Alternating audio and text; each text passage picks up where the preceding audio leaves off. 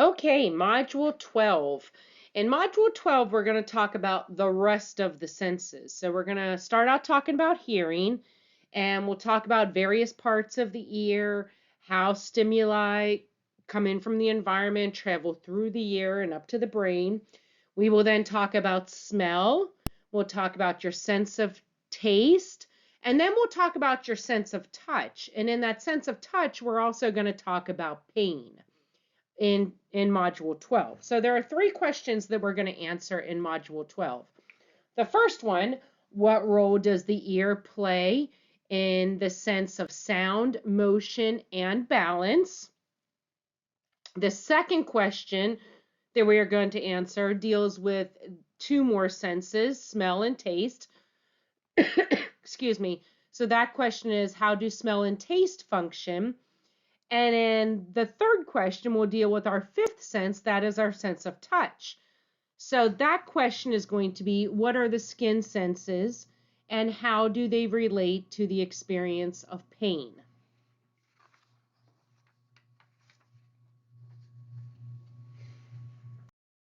Okay, so let's start out with the sense of sound. Sound localization is exactly what it talks about, right? When we think about localization, we think about the word locate. And so sound localization is the process that we use when we are trying to determine where a sound is coming from. Is it coming from behind us? Is it coming from the side of us? Is it coming from in front of us, right? So sound localization tells us where that sound is coming from. Now, the location of the outer ears on different sides of the head helps with determining that sound localization. All right, so three definitions I want to get out of the way before we go into the various parts of the ear. First off, definition for sound.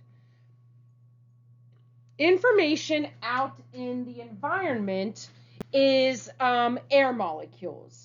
And the movement of those air molecules is brought about by this source of vibration. Those air molecules vibrate, and that starts our sense of sound. When information reaches the eardrum, that's the part of the ear that vibrates when the sound waves hit it. So not only do you have these air molecules that are vibrating, as those air molecules of sound enter the eardrum, it causes the sound waves to vibrate. Now, these vibrations, once they're in the eardrum, they are transferred into the middle ear. It is the middle ear that contains three small bones, the hammer, the anvil, and the stirrup. And those three small bones then transmit the vibrations to the oval window, which then leads the information into the inner ear. So the outer ear are the pinna. Those are the ones that you can see sticking out from your head that you can touch, right? Those are where the air molecules first vibrate and enter your ear. They then go into the middle ear, to the eardrum. The sound waves then vibrate. And in the middle ear also, again, we have these three small bones, the hammer, the anvil, and the stirrup. Those vibrations go to the oval window, which then leads us to the inner ear. And that's what I want to talk about on the next slide, the inner ear. So still continuing on with this sensing sound, how is it that we hear something with our sense of sound? As I mentioned, we're going now to the inner ear. The inner ear changes the sound vibrations into a form that's transmitted to then the brain. In that inner ear, you have a structure called the cochlea. The cochlea looks like a snail shell. It's a coiled tube in the air that is filled with fluid. That fluid vibrates in response to sound, right? The air or the sound waves that went from the middle ear now into the inner ear. So the cochlea is filled with this fluid that then is going to vibrate. We also have what is called the basilar membrane. This is part of the cochlea. The basilar membrane vibrates through the center of the cochlea. Now, the basilar membrane also contains sense receptors for sound. Those sense receptors are the hair cells. So the hair cells in the inner ear are the sound receptors for hearing. So the hair cells are tiny cells. They cover the basilar membrane. So when those hair cells bend by the vibrations that enter the cochlea, that transmits a neural message to the brain. So we started in the outer ear, right, with the peni, and then we went to the middle ear with the eardrum. Remember, it was the air molecules that vibrated. The sound waves then in the eardrum vibrated with those three small bones, the hammer, the anvil, and the stirrup. We then entered the inner ear. We have the cochlea, which is this coiled tube that looks like a snail shell that's filled with fluid. That fluid then vibrates. We have the inner part of the cochlea, which is called the basilar membrane. The basilar membrane is covered in hair cells. Those hair cells are your receptors for sound. And those hair cells bend, which then starts this action potential for the information to travel to your brain.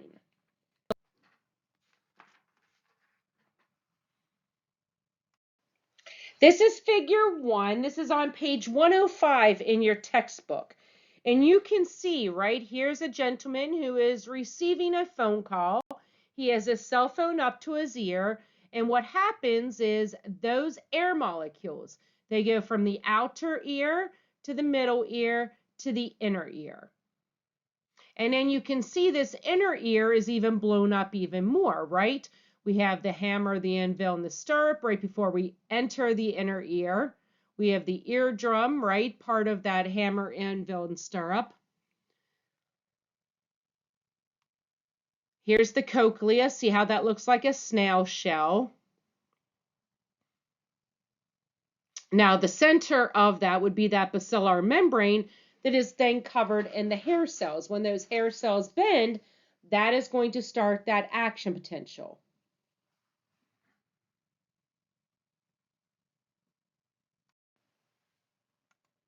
All right, I want to spend a couple of slides talking about the physical aspects of sound.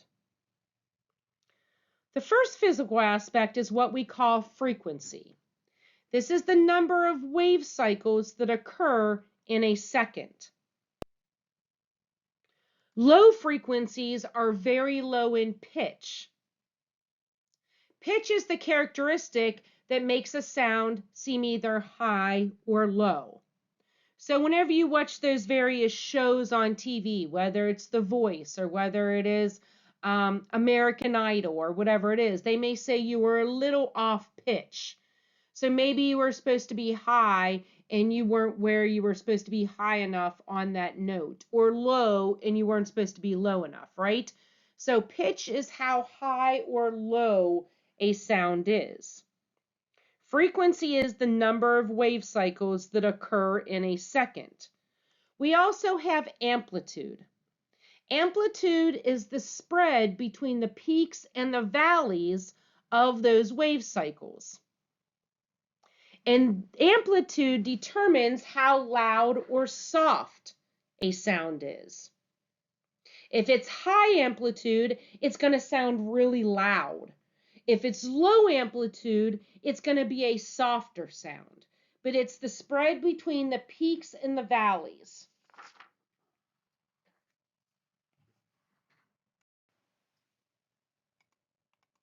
The range of sound we can hear is measured in decibels. When you get higher than 120 decibels, that sound becomes very painful to your ears.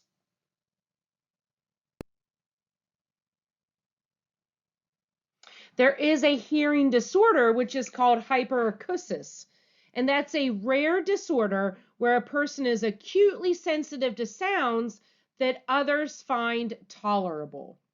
So this person is very sensitive. A sound that I may think is perfectly normal to someone that has this hyperacusis, that's going to be painful to them. This hyperacusis can be brought on by exposure to loud sounds, and there is no known cure for that. So if you work on an airline, if you work at an airport, let's say, and you work out on the runway, you should definitely be wearing earplugs or headphones or something like that so that you don't do damage to your ears such as this hyperacusis. If you go to a lot of rock concerts and you stand right by the speaker, again, damage can be done with this hyperacusis.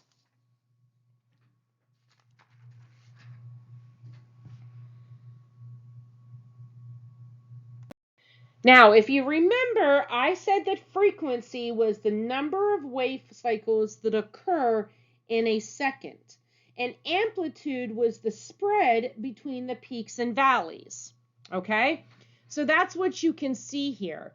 We have amplitude along the side, right? Higher amplitude would be the peak, lower amplitude would be the valley, and the low frequency versus a high frequency. The number of wave cycles that occur in a second.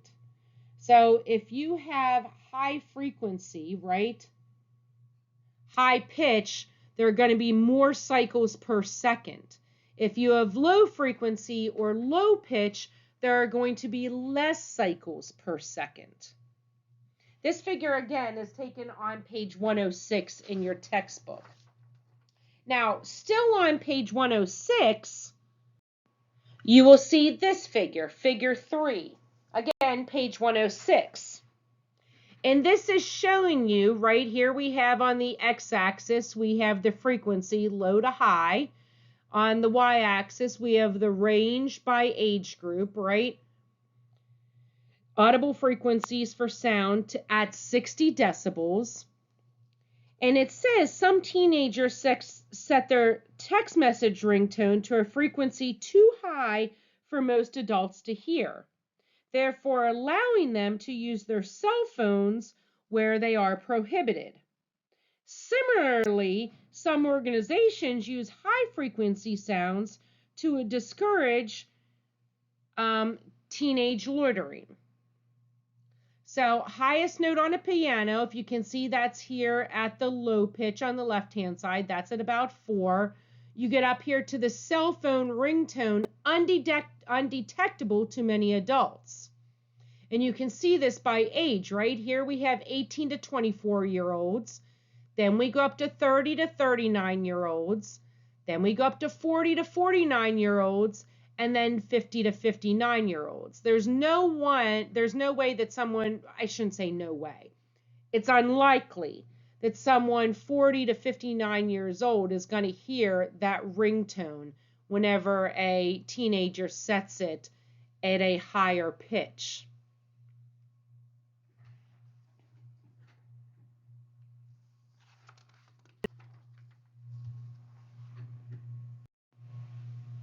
I still want to continue on with the physical aspects of sound. And I want to talk about two specific theories that I want to talk about on this slide. The first one is the place theory of hearing. So if you remember back, we were talking about the cochlea, and I said the inner part of the cochlea was that basilar membrane. And if you remember, if you go back and look, the basilar membrane, right, was a structure that contained sense receptors for sound. Those sense receptors were your hair cells. So the place theory of hearing is that different areas of this basilar membrane respond to different frequencies. So those hair cells are going to bend at different times, depending on the different frequencies that come into your ear. That's the place theory. We also have the frequency theory of hearing. This is where the entire basilar membrane acts like a microphone. So it vibrates as a whole in response to sound. So the place theory is the different areas of the basilar membrane respond to different frequencies. The frequency theory is that the entire basilar membrane vibrates as a whole in response to sound. So after an auditory message leaves the ear, it's transmitted to the auditory cortex in your brain so that your brain can figure out what that message is, what you were actually hearing. You have auditory neurons, specific neurons that respond to specific types of sound. Now, speech perception, when someone is talking, that requires very fine discriminations among sounds. If I raise my voice up higher, or if I talk lower, you may be able to tell the emotion that's going into my voice. So speech perception is very different. It requires very fine discriminations among sounds. It's also used whenever you're starting to learn a language.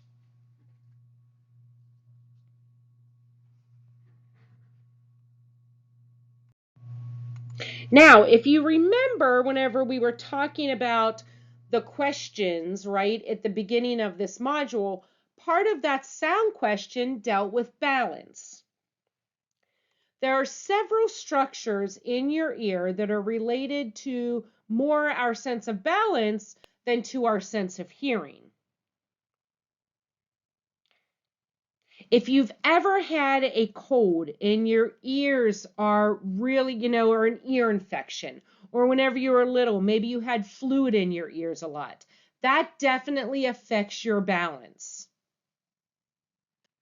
And specifically, it is the vestibular system that responds to this pull of gravity that allows us to maintain our balance.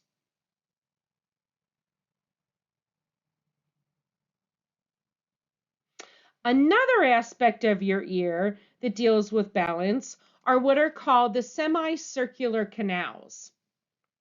The semicircular canals are three tube-like structures in the inner ear, and those semicircular canals contain fluid that sloshes around when your head moves,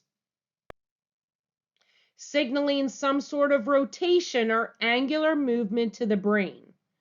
So if you would take your head and shake it back and forth really fast, that fluid in your inner ear is sloshing back and forth. If you do that too many times, you will get dizzy. So again, this all goes along with balance. I don't recommend doing that, but it can happen. The same way that if you're on an amusement park ride, like a roller coaster, and your head is moving around a lot, that can cause you to be a little off balance because of the fluid in those semicircular canals.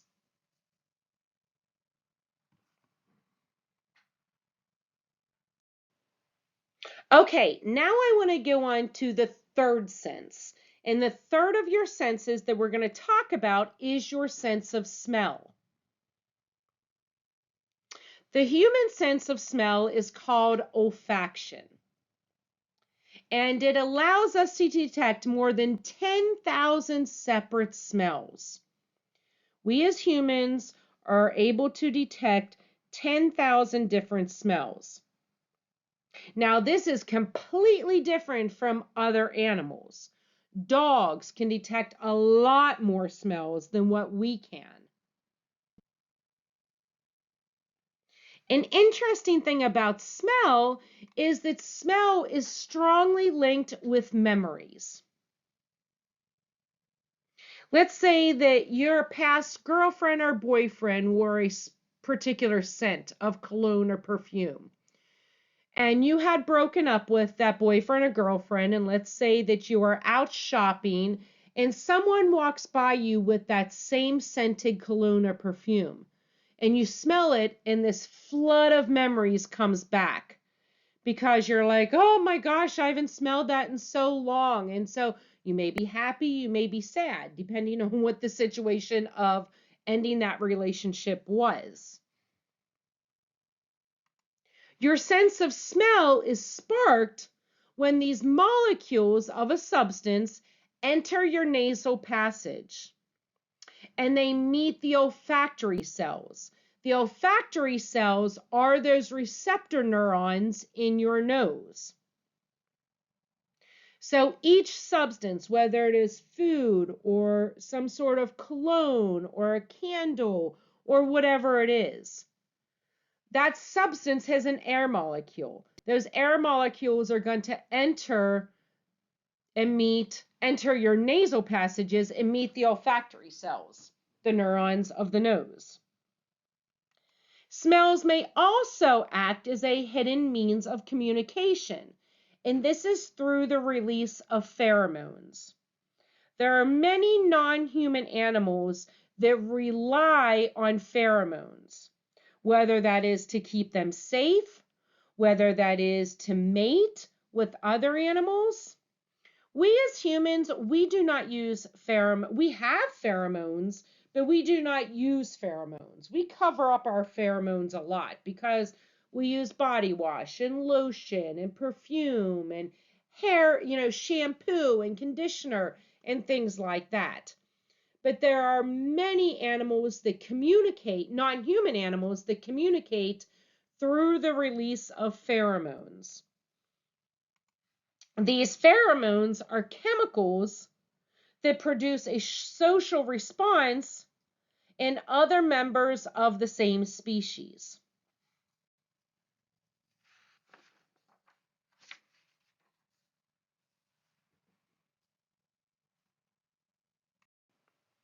Next, we have our fourth sense, which is our sense of taste. The sense of taste is called gustation. The sense of taste is called gustation.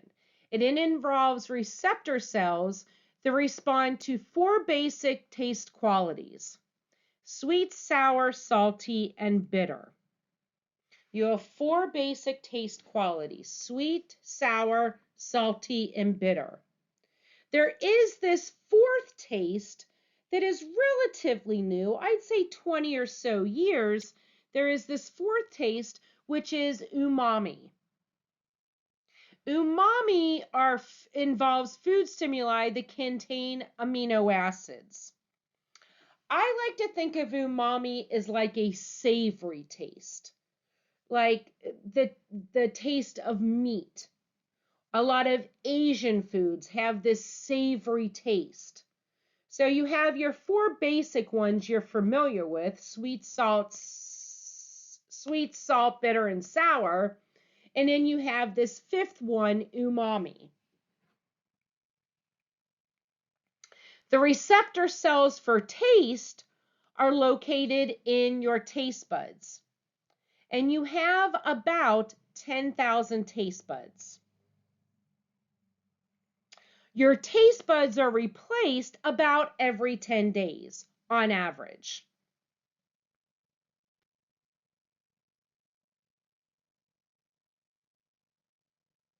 Now we have super tasters and non-tasters. Super tasters are highly sensitive to taste, and specifically, excuse me, a bitter or sour type of taste. Non-tasters are very insensitive to taste, specifically the bitter sour. Now, that doesn't mean that, if you can taste bitter and sour, right, that's not to say that you are a super taster. But if it is extremely sensitive, then you are a super taster. Your book may talk about something that's called PTC. And those people are super tasters.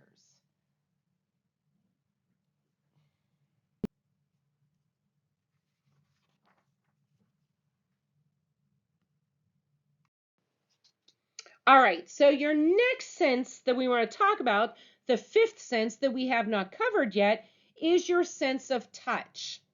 And so we call these the skin senses. It's not only touch, but it's pressure and temperature and pain also, that we're going to talk about in the next couple of slides. Your skin senses include touch, pressure, temperature, and pain, as it says up above in the title for this slide. Your skin senses entail your sense of touch, pressure, temperature, and pain. And they operate through nerve receptor cells that are located at various depths throughout your skin. Whether it be the surface of the skin, whether it be below the surface of the skin, and even deeper than that. But we have nerve receptors at various depths on our skin. Pain is one of the more extensively researched skin senses. All of us are very individualized, right? And so all of us will have a various tolerance for pain. Some of that is based on experience. I have a very low tolerance for pain. I have never broken a bone. I have never had surgery. I've never given birth. So I have not experienced that much pain. When a cell is damaged, it releases a chemical called substance P. And it is that substance P that transmits a pain message to the brain.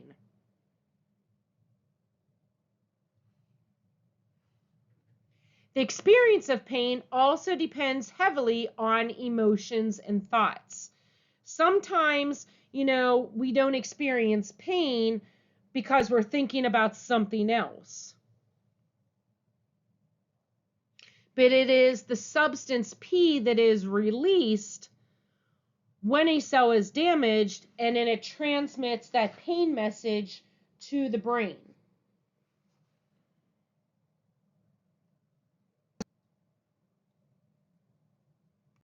Okay, this slide, figure 5, this is on page 112 in your textbook, and this shows you various parts of your body that are more sensitive areas. So you can see along the x-axis, it's the mean threshold, and along the y-axis are your various places on the body. So the skin sensitivity in various areas of the body. The lower the average threshold is, the more sensitive the body part is. So the fingers and thumb, lips, nose, cheeks, and big toe are the most sensitive. If you see here, the least sensitive is your shoulders, followed by your calf, and then the thigh and the upper arm, and so on and so forth. But you can see, right, the fingers, and then the upper lip is very sensitive, things like that.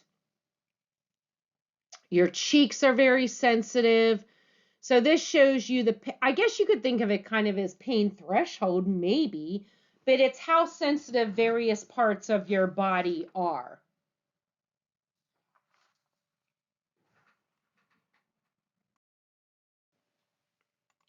Now, with your sense of touch, and specifically we're talking about pain, there is a theory that goes along with this, and that is the gate control theory of pain. This theory states that particular nerve receptors in your spinal cord lead to specific areas in the brain that are related to pain. So when a receptor is activated, there's a gate in the brain that is opened. So you have various gates for various areas in your brain related to pain. So when a receptor is activated, there is a gate that is opened in your brain. Another set of receptors can, when stimulated, close the gate, thereby reducing the pain. So when the gate is opened, you feel more pain. when the gate is closed, you feel less pain. There are three things that play into this sense of pain, so to speak, right? One is competing stimuli. Another is psychological factors. And the third is cultural differences that play into whether or not you feel pain.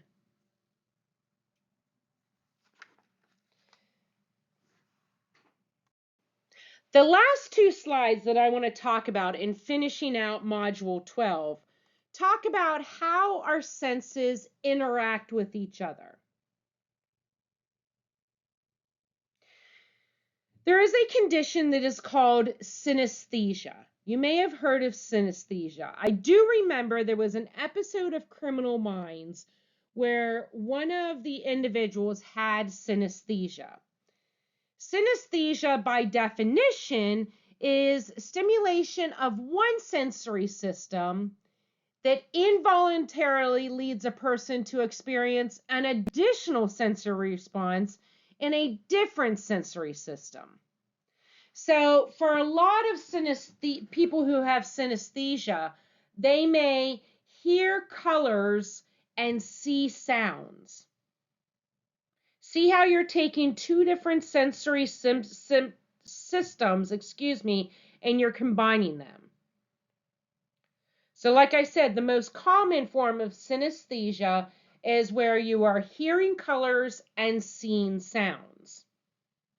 Research in synesthesia, I went ahead, I realized that had already come up.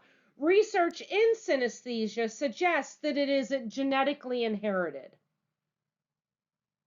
Now, we also have, as I already set up here, this multimodal perception. Multimodal perception. This is where the brain collects the information from the individual sensory systems. The brain collects the information from the individual sensory systems.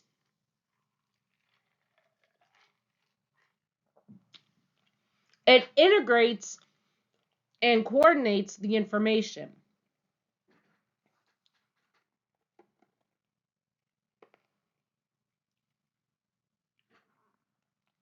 So if you're looking at someone the same time that they're talking to you, you can see them and hear them at the same time, right? That's this multimodal perception. The brain collects information from the individual sensory systems, and it integrates that information and coordinates it.